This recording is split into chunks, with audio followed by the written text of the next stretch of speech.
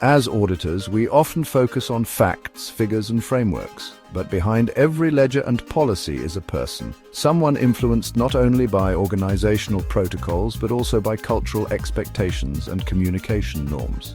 To persuade effectively in a global audit environment, understanding cultural nuance isn't just helpful, it's essential.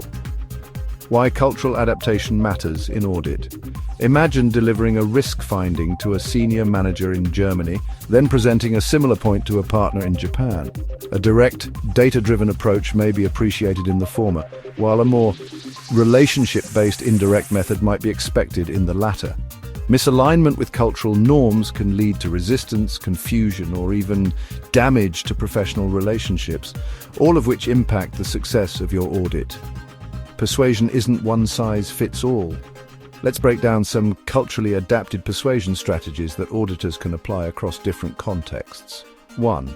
In high-power distance cultures, for example China, Mexico, India, decision-makers expect deference and hierarchical respect, use formal language, titles, and protocols, frame audit suggestions as enhancements that protect the senior leader's reputation or authority. In low-power distance cultures, for example Denmark, Australia, Netherlands, flatter hierarchies mean open dialogue is encouraged. You can present findings more collaboratively. Emphasize equality and shared accountability. 1. In direct cultures, for example USA, Germany, Israel, be straightforward with audit findings. Use clear, assertive language and emphasize evidence. In indirect cultures, for example Japan, UAE, Indonesia, use softer phrasing and more context. Build rapport before presenting negative findings. Allow space for face-saving, especially when discussing errors. 1. In individualist cultures, for example UK, Canada, USA, focus on personal responsibility, professional ethics, and personal growth. Highlight how compliance adds to one's credibility or career progress. In collectivist cultures, for example Korea, Colombia, Thailand, emphasize team harmony, organizational reputation, and the impact on group success. Show how audit improvements reflect positively on the whole team. 1.